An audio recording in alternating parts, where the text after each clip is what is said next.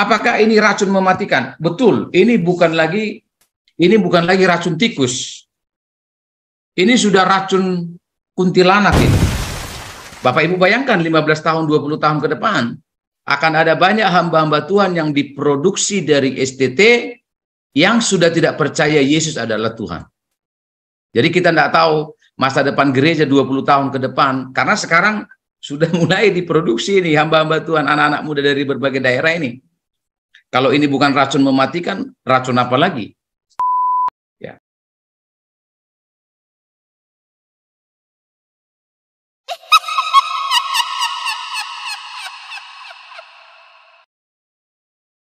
Yang kedua, apakah ini racun mematikan? Betul, ini bukan lagi racun tikus.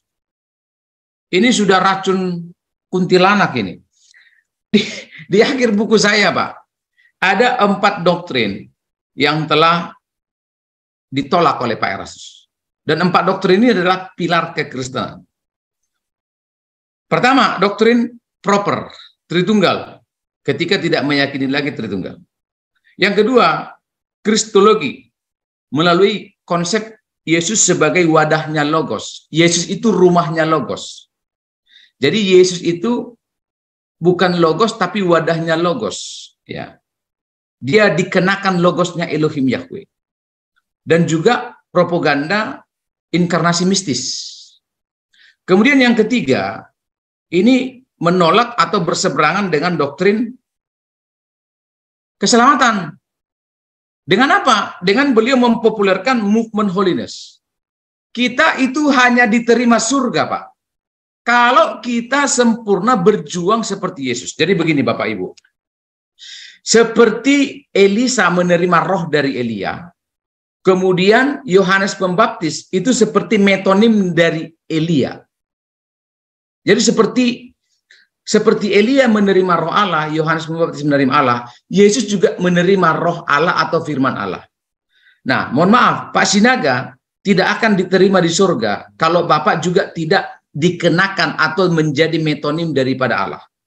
Seperti Yesus mengenakan logos, Pak Sinaga harus mengenakan logos supaya diterima di surga. Ini sangat bertolak belakang dengan doktrin keselamatan. Kemudian doktrin primer yang ditolak adalah doktrin bibliologi. Di buku saya ada bab khusus membahas kenapa kita menolak proklamasi Pak Erastus yang mengatakan eksplorasi Alkitab.